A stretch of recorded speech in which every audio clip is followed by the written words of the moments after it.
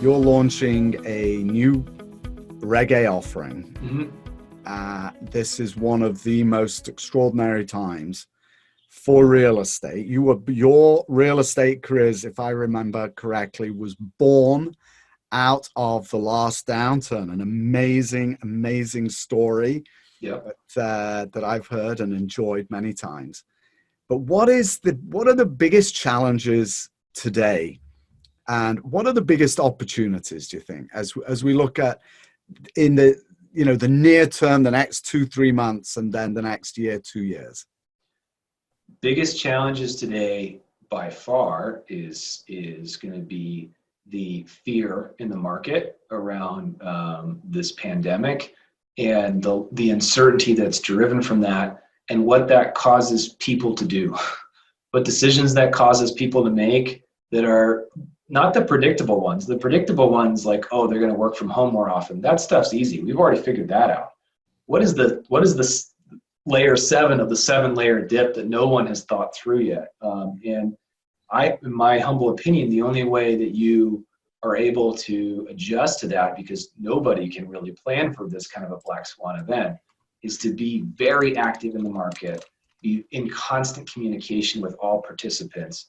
And that's what helps you navigate the ship. And, I read a book that I love called The Clipper Ship Strategy. What basically the metaphor is, you have to be a clipper ship. You have to move your ship constantly and readjust and tack with how the wind continues to blow. Because when you go through these periods of time, you can't have a 5-year strategic plan. You have to have a weekly strategic plan that changes over very short periods of time. So that is the biggest risk by far, is not seeing the change in the market and not adjusting accordingly.